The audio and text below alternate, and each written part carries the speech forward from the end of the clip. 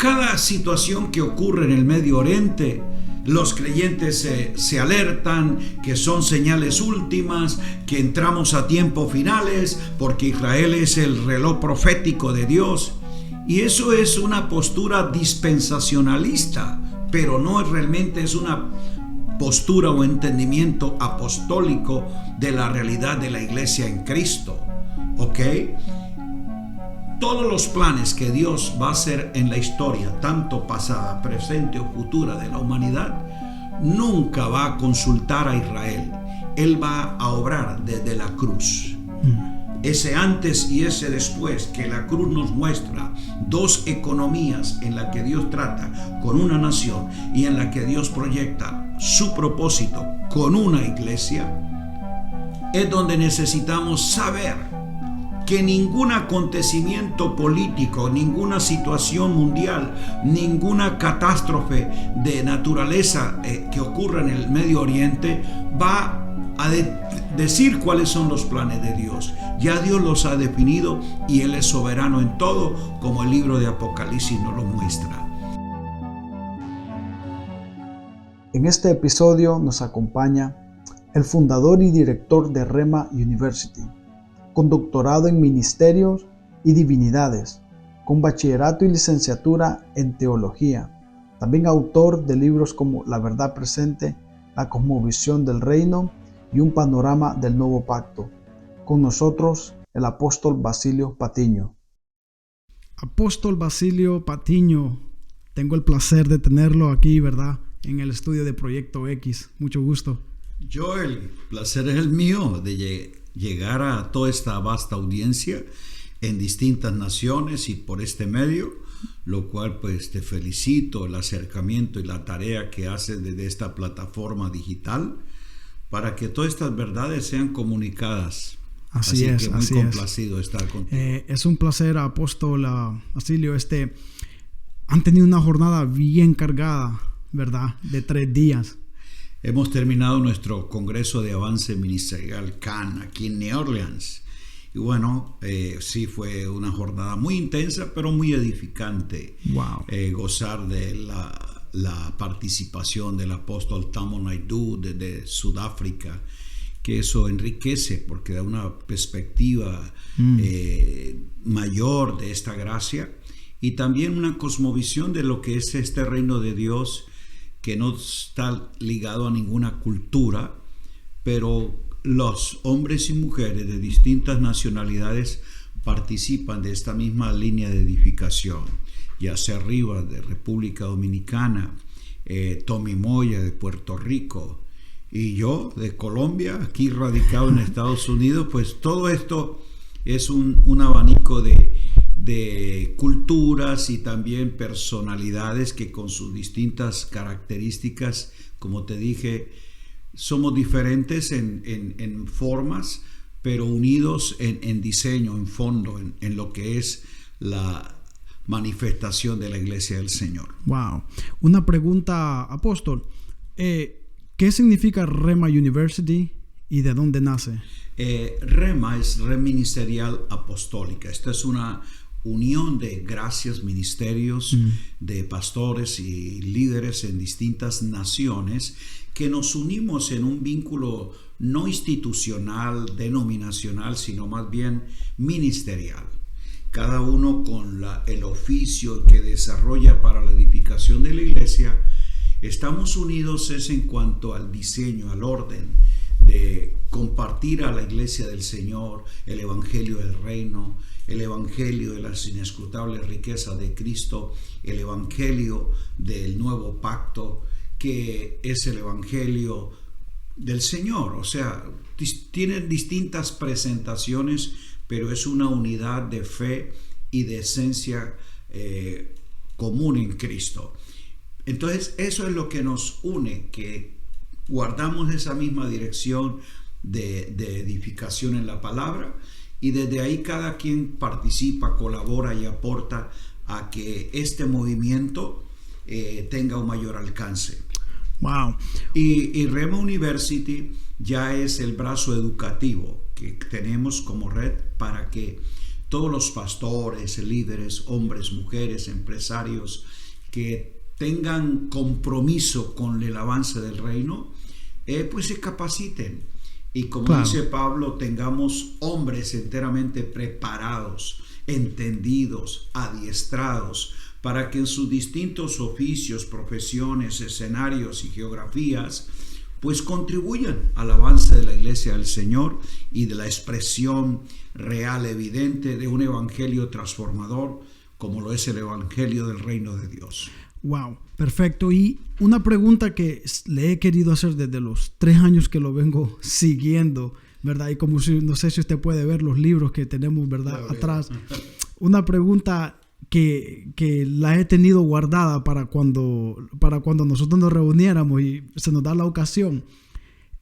¿Qué parte del ministerio apostólico necesita ser reformado? ¿Cuándo se salió del camino que debería haber tomado el ministerio apostólico?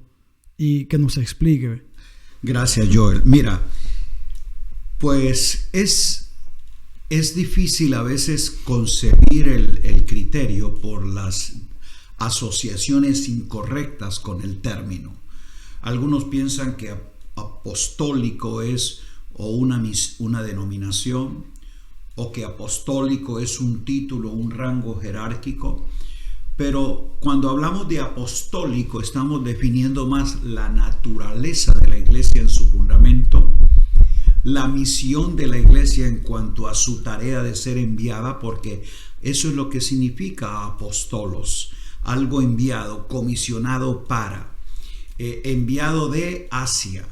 Entonces es como Cristo, el apóstol y sumo pontífice de nuestra fe, fue enviado del Padre para cumplir una misión. Eso es lo que hace un apostolos, alguien que va a una misión enviado por. Y él dice, como me envió, como me apostoló el Padre, así también yo os apostolo, o sea, yo los envío. Entonces, desde ese aspecto es que nosotros queremos que esto se vea. No reconocer una jerarquía religiosa, no identificar como un asunto de un oficio o título, sino que se vea como la expresión de una naturaleza y una misión de la iglesia. Cuando hablamos de apostólico, estamos concibiendo la iglesia en calidad de enviada por el Señor. Ahora, cuando uno observa las escrituras, tanto el libro de los Hechos como las epístolas que nos muestran el comienzo de esa iglesia que el Señor dijo iba a edificar y que los apóstoles formaron parte fundamental en la difusión y ser testigos de lo que Cristo enseñó, de lo que Cristo mostró. Esa iglesia nace por dirección de apóstoles, pero no jerarcas, sino comisionados por el Señor. Esa iglesia en naturaleza es apostólica porque iban por todas partes con la misión de anunciar el reino de Dios y presentar a Cristo como Rey y Señor de todo. Entonces, los primeros 300 años esa iglesia mantuvo fundamento y delineamiento apostólico. Pero cuando ya se liga la iglesia con el Estado, y eso es un efecto de lo que se da en el 313 después de Cristo, empieza ya a verse lo apostólico como un asunto de jerarquía. Y se pervierte el diseño, la mentalidad y la cultura, diría yo, de lo que es un apostolado. Y lamentablemente ese deterioro fue progresivamente creando disfuncionalidad en cuanto a la tarea, distorsión en cuanto al oficio, y en los últimos 50 años que ha habido un resurgir de retomar el oficio del apóstol, del profeta en la edificación de la iglesia, se generan también distorsiones porque entró lo que se llama esa apostolitis, donde se busca es el título, el oficio, donde se cree que eso es un rango de mayor jerarquía, y todo eso pues también crea una distorsión. Sabemos de que a través de la historia la iglesia en su naturaleza apostólica pues ha mantenido la presencia y la misión, pero en este tiempo se ha estado como tomando conciencia de que hay un orden, de que hay un diseño para la iglesia que tenemos que retomar, y es ahí a recuperar los oficios ministeriales que la edifican. Y también la confusión, porque muchos no entienden la diferencia entre los apóstoles del Cordero, que son los 12 que él escogió, y Pablo como un abortivo, que llegan a ser los testigos presenciales de la vida, resurrección y ministerio de Cristo, a quienes Dios marca para que, inspirados, escriban las epístolas que dan el registro del testimonio de este evangelio. Apóstoles de esa naturaleza ya no existen, ni podrán repetirse, porque fueron para una misión específica y un espacio determinado. Pero hay otro tipo de apóstoles, que son los que habla Efesios 4:11, que el Cristo resucitado puso en la iglesia: apóstoles, profetas, maestros, pastores, evangelistas. Pero aquí el testimonio de ellos no es escribir lo que vieron, conocieron, palparon directamente de Cristo, sino edificar a la iglesia de Cristo en la revelación que aquellos apóstoles tuvieron. Entonces, al no tener una distinción de estos aspectos, se da la confusión. Apóstoles no hay. No, el oficio, la tarea de apóstol, profeta, maestro, pastor y evangelista, dice Efesios, estará hasta que la iglesia sea edificada y todos lleguemos a esa plenitud. Entonces, a lo largo de la existencia de la iglesia en este escenario terrenal, vamos a tener que reconocer y recibir los oficios, no un título, no una jerarquía, no un hombre con ínfulas de grandeza o mentalidad papal, no, un servidor de la iglesia del Señor en un oficio que no lo hace más importante, más valioso o con mayor dignidad que cualquier hijo de Dios, porque somos entre los santos participantes de la misma obra de Cristo Jesús. Wow, perfecto. Y piensa que ha existido alguna iglesia o ha existido la iglesia en alguna etapa desde Jesucristo resucitado hasta el día de hoy. ¿Ha existido alguna iglesia que haya practicado el nuevo pacto, o cómo se ve una iglesia que verdaderamente practica o vive o expresa a Cristo como en el nuevo pacto? Bueno, los registros que hay en el libro de los Hechos y las epístolas nos muestran una iglesia naciente que en un estado embrionario empieza a desarrollar lo que era este evangelio, entender las riquezas de este nuevo pacto. Así que desde esa hay que distinguir la iglesia espiritual, la iglesia invisible, que es el cuerpo de Cristo, que está diseñada por Él para ser la expresión de su vida. Y otra cosa, diríamos, la iglesia lineal, la iglesia visible, la que a través de los tiempos, en distintas geografías y lugares, tiene una presencia evidente. O sea, cuando Pablo escribe la iglesia de Tesalónica, la iglesia de Cristo que está en Corinto, la iglesia de Cristo que está en Filipos, eran comunidades que se podían identificar. Eran grupos reunidos, dirigidos e identificados como una comunidad. De igual forma, hoy tenemos, y la iglesia siempre ha existido, en lugares que se identifican no por un edificio, no porque se reúne en determinado lugar, sino porque tienen presencia en una geografía. Ahora, que se pueden identificar al congregarse, reunirse, claro que sí, pero no quiere decir que toda congregación donde se reúnan en nombre de Cristo o hagan culto a Dios y todos estos aspectos religiosos sea iglesia de Cristo, porque no todos los congregados son convertidos, renacidos. Iglesias son los redimidos, forman parte de ese cuerpo como miembros que poseen la naturaleza de Dios, la vida de Dios. Ellos que solo Dios conoce, reunidos como iglesia, no en una iglesia porque no es en un lugar físico, sino en un ámbito espiritual. Cada uno trae lo que recibe de Dios y participa en esa comunidad.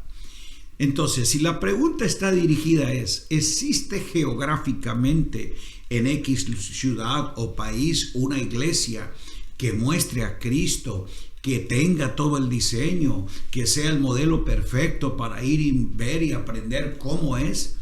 Yo te diría que es imposible que nosotros pudiésemos decir aquella congregación, aquella comunidad o en ese lugar, porque definitivamente dentro del plano, llamémosle natural, es imposible que una sola comunidad configure todas estas realidades y riquezas de Cristo.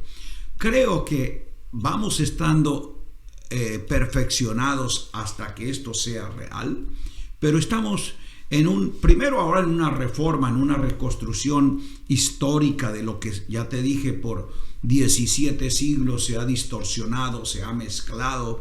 Hay cosas que tenemos dentro de nuestras congregaciones que pensamos que es el evangelio, pero no es realidad. Hay prácticas que hacemos en nuestro ámbito religioso que creemos que son bíblicas o espirituales, pero son más por tradición.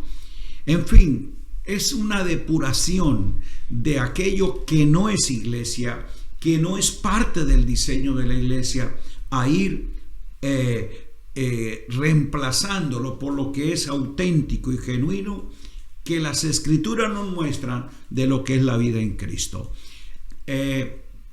Ahí está el reto, ahí está el desafío. ¿Cómo desde nuestras expresiones personales de vida en Cristo a nuestras manifestaciones congregacionales de los redimidos en Cristo lleguemos? Y ese es el desafío. Todos lleguemos a esa expresión, a esa plenitud. Y en eso estamos trabajando. Unas han avanzado en una área, otras todavía están estancadas en otras. Vemos en otros lugares algunas tener una expresión notoria y visible en otros aspectos, pero deficiencia. Así que, Joel, si me dijeras, quiero ir a un lugar, quiero ir a X país o ciudad para ver el modelo de una iglesia apostólica que camine en todas estas riquezas del nuevo pacto, que sea una expresión genuina de la vida en Cristo, lamentablemente yo no la conozco a nivel de congregación local. Pero sí veo en el mundo espiritual, en lo que es la comunidad de fe, hombres y mujeres y congregaciones que están de una forma u otra manifestando esta vida, y de lo que tenemos que nutrirnos para que todos lleguemos a esa plenitud. Wow. O sea que de una manera u otra la religión se queda corta y no suple la necesidad del ser humano, de la necesidad espiritual. Entonces quedamos cortos en las promesas que le hacemos a los que dicen no quiero ir a una iglesia porque por X o Y razón.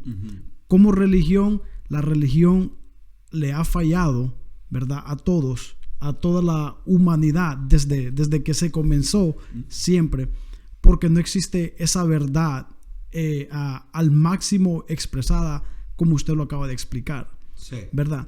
Entonces,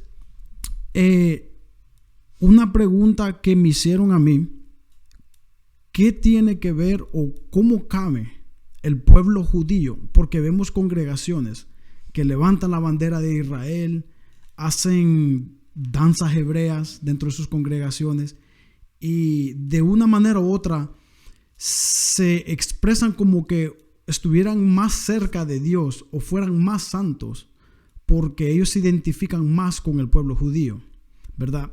Ahorita lo vemos en todas las noticias de que en Palestina e Israel hay una controversia, una guerra, y quería preguntar ¿cómo cabe o qué parte toma Israel como pueblo judío o los judíos de Israel, Palestina, en lo que es esto del nuevo pacto? ¿Qué parte toman ellos?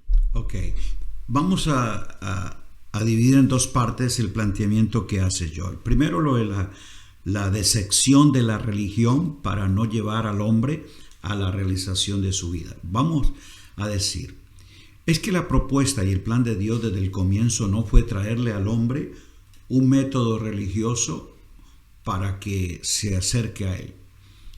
La religión es el intento del hombre por conectarse con la fuente donde fue destituido. Y eso lo vemos desde el Edén. Cuando el hombre fuera del huerto trata de él mismo construir sus altares, su culto, ahí es donde se empieza la búsqueda del hombre por sí mismo con su idea de que hay que volver a aquello trascendente y la fuente donde fue destituido. Religión quiere decir religare, volver a unir. Y yo veo que la religión es el esfuerzo del hombre desde cualquiera de sus propuestas de encontrarse con lo divino, de volver a lo eterno, a lo trascendente. Y por eso existen múltiples religiones, porque son las diversas maneras que en el intento del hombre de buscar a Dios crea sus formas, sus ritos, sus prácticas, sus credos, y desde ello entonces lo establece. Así que si estamos diciendo que la religión cristiana es la mejor para que se acerque a Dios, sería el mismo engaño, porque Jesús no vino a traer el cristianismo como una religión mejor que el judaísmo, que el budismo, que el hinduismo, que el sintoísmo y cualquiera de las religiones desde la antigüedad que están. Hay religiones que son mucho más antiguas que el judaísmo y que el cristianismo, pero ninguna de ellas es válida ante Dios. Es que definitivamente ninguna religión, por buena y que tenga buenas enseñanzas y principios morales, será respuesta, porque Dios no ha hecho el trabajo de redención y reconciliación por la práctica de una religión, sino de una restauración en Cristo. Entonces, no es ninguna religión lo que el Evangelio anuncia. Anuncia es un reino y un plan y propósito eterno que Dios definió, que en Cristo fuera redimido todo, reconciliado todo, restaurado todo, para que solo en Cristo y para Cristo el hombre tenga su razón de vida. Por eso, mientras el hombre no retorne a su fuente de origen, cualquier intento de búsqueda de lo espiritual y lo divino será decepcionante. Solo Cristo es el camino, la verdad y la vida. Él no dice un camino.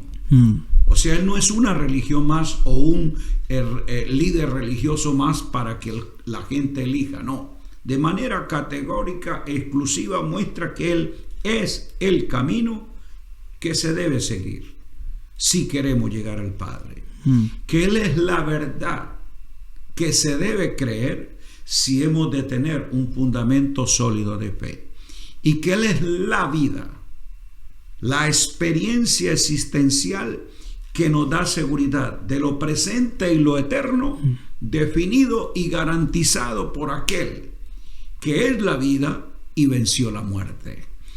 Ahora, con respecto a por qué se cree que los cristianos tenemos una preferencia o como una asociación especial con Israel, porque no tenemos un entendimiento claro de lo que es el plan progresivo de Dios para dar a través de la historia el conocimiento del propósito eterno que se propuso llevar a cabo en Cristo. Entonces creemos que Israel es la nación escogida de Dios, única, especial, con la que Dios va a tener algún trato preferencial, olvidándonos de lo que a través de la narrativa de las Escrituras, en la ley, los salmos, los profetas, se venía anunciando. Israel fue el pueblo que Dios escogió a través de Abraham para crear en su descendencia una nación para él. Y como Dios lo dice en las Escrituras, los escogí a ustedes no porque fueran los mejores, los mayores, los más buenos. Me plació. Eran una comunidad de paganos, sí, de idólatras, que todos los demás. Y Dios quiso que fuese Israel, la nación que viene desde Abraham. Abraham tampoco era un hombre bueno, era un pagano, politeísta, entregado a los dioses, pero Dios lo escoge para que le haga saber su plan. Entonces, cuando esa nación se constituye como el pueblo que Dios escoge en el antiguo pacto para dar a conocer su luz a las naciones, Dios a través de Moisés crea un pacto con Israel. Ese pacto mosaico, que es un pacto de ley basado en obras de obediencia para recibir la bendición, y si hay acto de desobediencia caerán bajo maldición. Ese es un pacto con Israel, los hijos de Israel. Ese pacto Dios no lo hace con la iglesia, sino con Israel. Con la iglesia Dios ha establecido un pacto que se llama en Cristo un nuevo pacto. Por eso nos dice la Escritura que en la cruz Cristo, por su sangre, inicia un nuevo pacto, y allí en la cruz reconcilió en él ambos pueblos, judíos y gentiles, para hacer de ellos una nueva nación, un nuevo pueblo. Se le llama el nuevo hombre, se le llama el Israel de Dios, se le llama la iglesia de Dios, se le llama la nación santa. Pero no es porque la iglesia venga a reemplazar a Israel, no. La iglesia no es el plan B, porque Israel falla, entonces Dios tiene la iglesia. No, la iglesia ha sido el plan original, porque la iglesia es en Cristo que Dios la escogió para que ella exprese la realidad de este reino nuevo en Cristo, de ese pacto nuevo en Cristo, de esa nueva creación, de ese nuevo hombre. Ahora el Señor tiene la continuidad de ese plan que inició con Israel, ¿okay? Y lo hace en forma mayor. ¿Qué quiero decir con esto? Algunos piensan de que nosotros tenemos que ir a favor de Israel. Nosotros vamos a favor del plan de Dios, y es todas las naciones de la tierra. Los hijos de Dios, los hijos del reino, deben orar, amar y alcanzar con el evangelio de la gracia tanto a judíos como a gentiles. Porque tanto los unos como los otros, la única manera para ser salvos no es que pertenezcan a Israel, sino que sean renacidos en Cristo. Y ahí cuando nosotros tenemos tal vez un favoritismo especial porque no asociamos bien las Escrituras del Antiguo Testamento con las verdades presentes del Nuevo Pacto, entonces podemos caer en un judaísmo. O sea, hacer que el Evangelio de Cristo tenga un matiz cultural, que tenga una identificación nacionalista o racial con Israel. Nosotros no tenemos ninguna identificación con Israel, tenemos una identificación con Cristo. ¿Ok? Por otro lado, no es que seamos antisemitas, que no amemos a los judíos y que no oremos por Israel. En ninguna manera. No somos antisemitas, pero tampoco pro judíos. O sea, que queremos que el judaísmo se practique en la iglesia, como tú lo dices. Tengo una bandera de Israel, hago danzas hebreas, toco el shofar. O sea, mi culto se identifica con una cultura. Y mi culto es vivo, santo, agradable a Dios, porque es espiritual, no cultural. O sea, y Jesús se lo dijo a la samaritana: mujer, usted adora lo que no conoce. Pero viene un tiempo, y ahora es, porque es el tiempo mío, en que Dios va a buscar no adoración de danza, de culto, no, Él va a buscar adoradores. Esos adoradores lo tienen que hacer en espíritu y en verdad.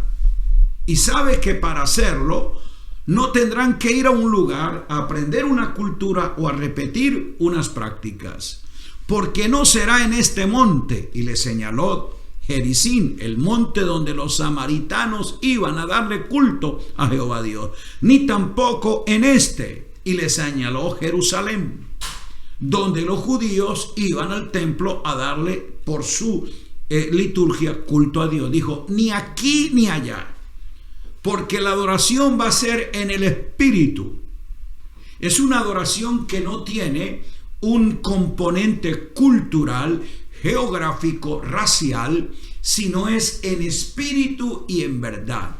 Es la razón por la cual ahora en Cristo, independientemente del país, lugar donde tú estés, le expresa a Dios no un culto hebraico, no un culto judaico, sino un culto espiritual que viene de tu entendimiento y honra a Dios, no dentro de un formato, dentro de un patrón, sino un asunto espontáneo, natural y espiritual. Para concluir con la inquietud, entonces, es: cada situación que ocurre en el Medio Oriente, los creyentes se alertan que son señales últimas, que entramos a tiempos finales, porque Israel es el reloj profético de Dios. Y eso es una postura dispensacionalista, pero no realmente es una postura o entendimiento apostólico de la realidad de la iglesia en Cristo. ¿Ok? Todos los planes que Dios va a hacer en la historia, tanto pasada, presente o futura de la humanidad, nunca va a consultar a Israel. Él va a obrar desde la cruz. Ese antes y ese después, que la cruz nos muestra dos economías en la que Dios trata con una nación y en la que Dios proyecta su propósito con una iglesia, es donde necesitamos saber que ningún acontecimiento político, ninguna situación mundial, ninguna catástrofe de naturaleza que ocurra en el Medio Oriente va a decir cuáles son los planes de Dios. Ya Dios los ha definido y Él es soberano en todo, como el libro de Apocalipsis nos lo muestra. Entonces, guerras, conflictos y todo lo que sucede alrededor de Israel ha ocurrido, va a ocurrir y ocurrirá después. Pero eso no es lo que va a determinar qué es lo que Dios va a hacer. Ya Dios ha definido su historia, la escribió y la definió en su Hijo. Y es por medio de quien nos habla y declara la última palabra. En otras formas de decirlo no es lo que Israel responda lo que va a determinar lo que Dios haga. Dios ya se propuso llevarlo a cabo a todo en Cristo, y en Cristo tanto judíos como gentiles tienen que venir a la cruz, por gracia recibir el valor, la redención de esa sangre y entender que ahora de ambos pueblos hizo uno solo. Y ese pueblo no tiene ninguna identificación racial, porque no hay judío ni gentil. Ninguna identificación sexual, porque usted no ve varón ni hembra. Ninguna identificación ritual, porque no hay circuncisión ni incircuncisión.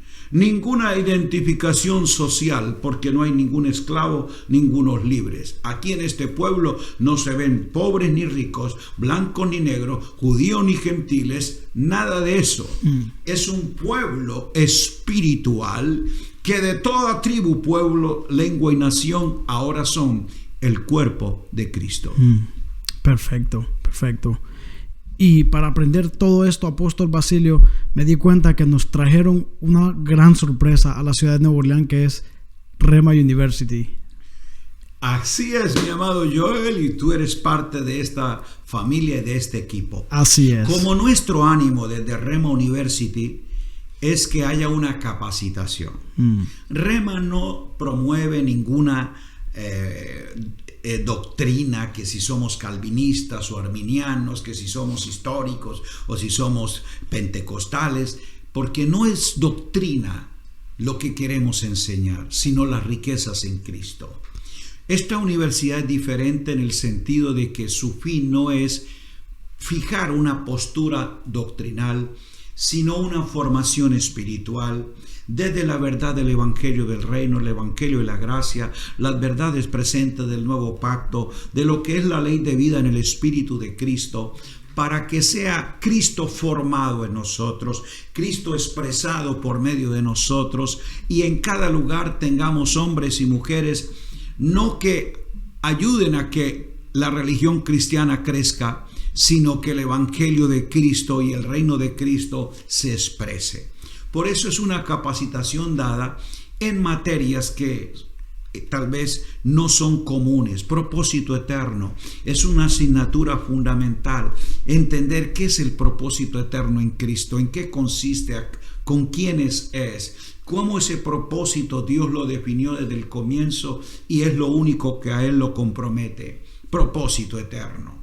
El pacto eterno, ¿qué es eso? ¿Cómo se configura? ¿Dónde se consolida? ¿Quién lo constituye? ¿Quiénes lo reciben en beneficio? Entonces eso es un asunto fundamental. La verdad presente, o sea, ¿cuál es la verdad válida, vigente para nosotros hoy, que desde la Escritura podamos entender? Porque mucha gente estudia la Biblia y cita un texto, pero creyendo de que eso tiene relación, aplicación y realidad para nosotros hoy, y eso no es así. Entonces es encontrar en las Escrituras las verdades que son válidas y vigentes en Cristo para su iglesia. Materias como la cosmovisión del reino, entender el reino de Dios, pero no desde una postura escatológica, si hay milenio o no hay milenio, si el reino es de esta forma, que no, vivir la vida del reino, disfrutar las riquezas del reino en Cristo, un reino presente y eterno que tiene una experiencia, es en el Hijo. Fuimos trasladados al reino de su amado Hijo. Eso es lo que queremos entender. ¿Cuál es el reino de su amado Hijo? Donde fuimos trasladados para vivir en calidad de reyes y sacerdotes, y como dice Pablo, por la abundancia de su gracia, reinar en vida.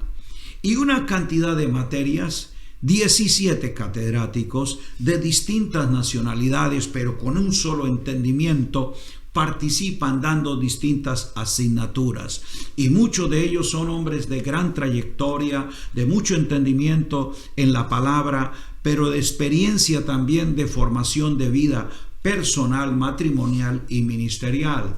Citaría algunos: el doctor Lucas Márquez de Chile, un apóstol reconocido, un líder en las naciones y con una amplia trayectoria. El doctor Juan Balestreri, un apóstol y maestro de la palabra de Argentina, que también con escuelas, seminarios internacionales ha hecho una capacitación de pastores y líderes de forma extraordinaria. El pastor Tommy Moya, él es de Puerto Rico, radicado en Orlando, Florida, y desarrolla un ministerio de enseñanza pastoral y ministerial que también tiene una experiencia y un aporte significativo a esta tarea. Está el doctor Marcelo Telles. Él es un médico cirujano en Bolivia y desde allí hace una labor de enseñanza y desde su profesión, pero también desde su tarea ministerial, aporta, enriquece con este conocimiento a los que son estudiantes. Está el pastor Arnold Ballesteros de Colombia, que también enseña. Él es un maestro en biología, pero tiene también un entendimiento de la palabra y nos enseña muchas riquezas de la gracia. Está Ángel Paz de Venezuela. Él es un pastor, psicólogo de profesión, entendido en la palabra, y también nos participa la doctora Luz Helena Arroyave. Ella es una vicerrectora en una universidad en Colombia. Desde su conocimiento y carrera como bióloga también hace un aporte a esta educación. La maestra Marta Garzón, ella es una mujer de trayectoria educativa con una experiencia profesional también extraordinaria, y aporta. El apóstol Yacer Rivas de Dominicana, el pastor Gerardo Cárdenas, él es de México, radicado en Houston.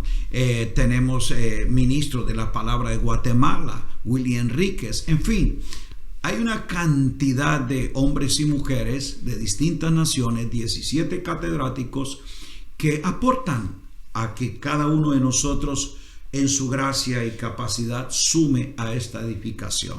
¿Y cuál es lo valioso de esto, Joel, para New Orleans? Vamos a tener ahí en la comunidad del Nuevo Pacto una base, un campus universitario, donde vendrán pastores y líderes a recibir un entrenamiento allí en un aula que tiene presencialidad, donde los alumnos llegan, hay un instructor, y por las clases virtuales los catedráticos imparten esta enseñanza, y allí en 2 horas de estudio cada semana o en 8 horas de estudio un sábado al mes, se cumple la asignatura, se hacen las tareas, se participa en los grupos y vamos avanzando. Este estudio pretende de que en la medida de que vayamos siendo entrenados, equipados, pues a nivel de bachillerato 2 años, usted reciba una acreditación legal como bachiller en teología del Nuevo Pacto. Luego puede aplicar a su maestría, continuar 2 años más de estudio dentro de todo este conocimiento, y luego 1 año más para su maestría, y luego 1 año más a su doctorado. Pero aquí lo importante, Joel, no es el título, no es el cartón que usted procura obtener, sino cómo crecer en el conocimiento, cómo tener que esta verdad te formen, te equipen, te hagan alguien entendido de qué se trata este propósito, este reino, esta gracia para operar en todos los escenarios de la vida.